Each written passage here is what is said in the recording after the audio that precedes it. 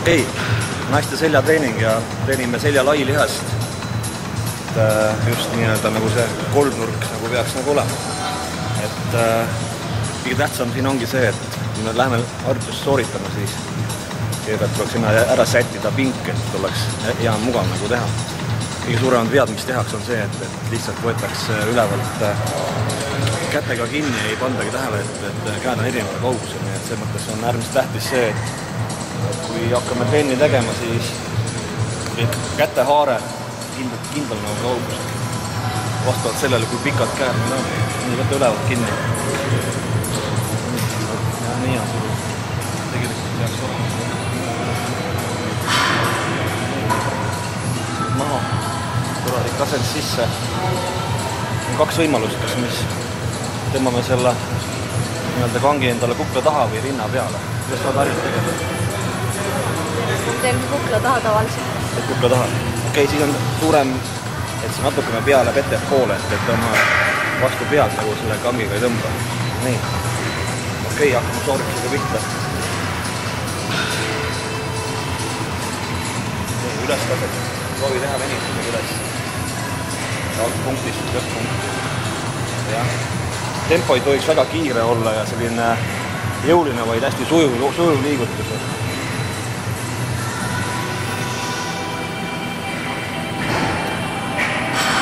Meie manekil on nii ilusti näha, kuidas selja lailihas töötab. Nagu õpikust. Kerge väline anatoomiline pilt.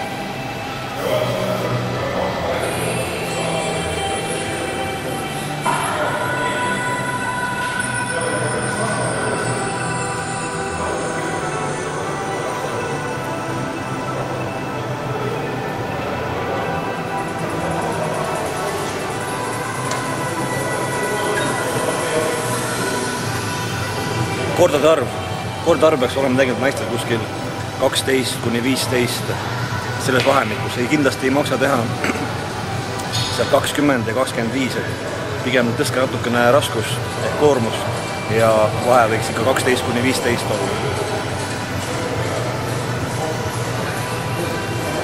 Väsita. Nii, ühe käega hantlitõmme. Tegelikult tehniliselt üks tähtsamaid harjutusi.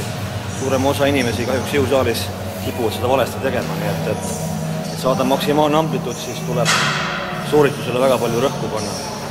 Nii et vaatamegi, kuidas Triin hakkama saab.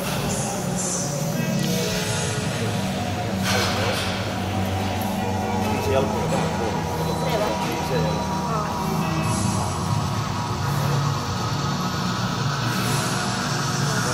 Ära tõmbad see üles. Proovi siia poole peale. Üles. Proovi rohkem venitada, rohkem asja alla. Üles. Proovi rohkem siia puusa juurde tõmmata. Võimalikult keha lähedalt mööda.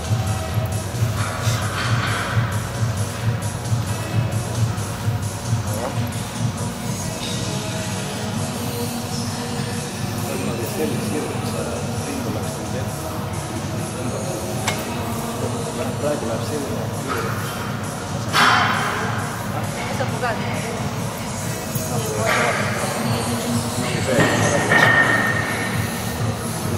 Hakkab tegema. Ilgab või küll. Harju just see.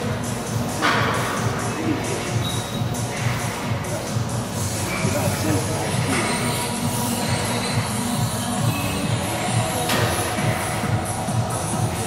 Sa pead tundma, mida sa teed, et sa tõmbad siis. Tunne, kuidas seljal jäänsad tahab kukku. Üks tipp vaata ennast peeglist. Just tuleb. Sa rind ette ja selg natuke nõgu.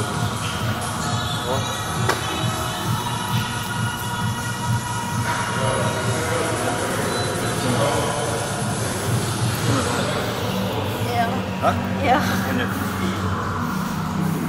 Alla venitus. Siit kohast tüna tulles kisuga.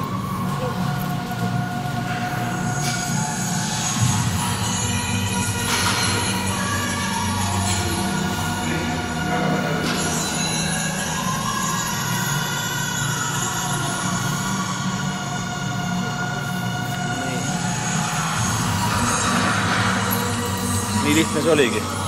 Lihtsalt õige sooritus ja kasu on võib-olla 40-50% suurem sellest harjutusest.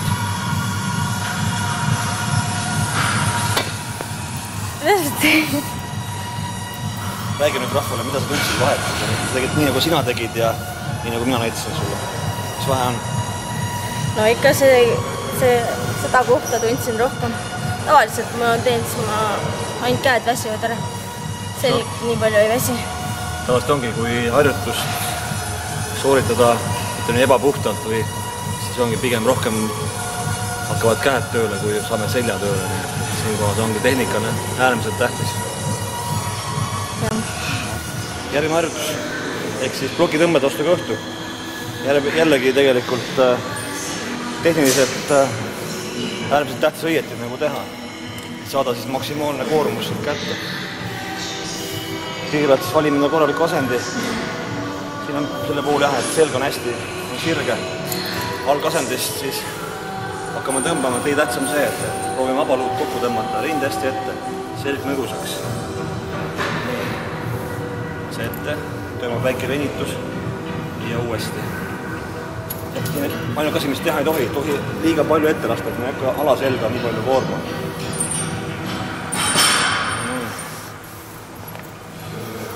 Ja hingamine ka paika, alati kui on pingutus, hingake välja. Hinge kinni hoida nagu ei tohi. Künnarnokid liiguvad hästi keha lähedalt mööda. Tavaliselt on, kui liiga suur raskus on, siis muutub ka asendus lohakaks ja kasu enam midagi ei ole.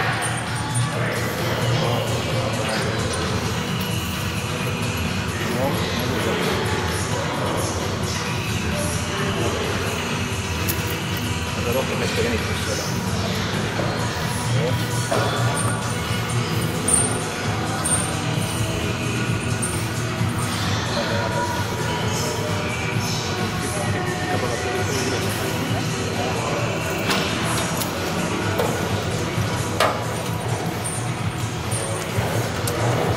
Ma oskan öelda, tubli tüdruk.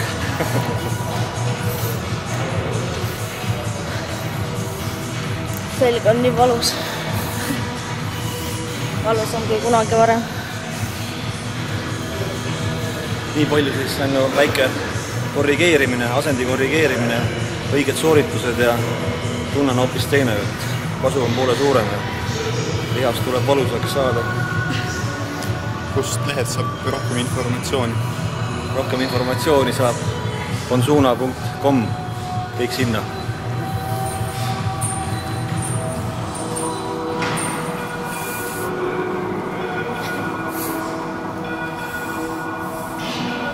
Tõi näite ka.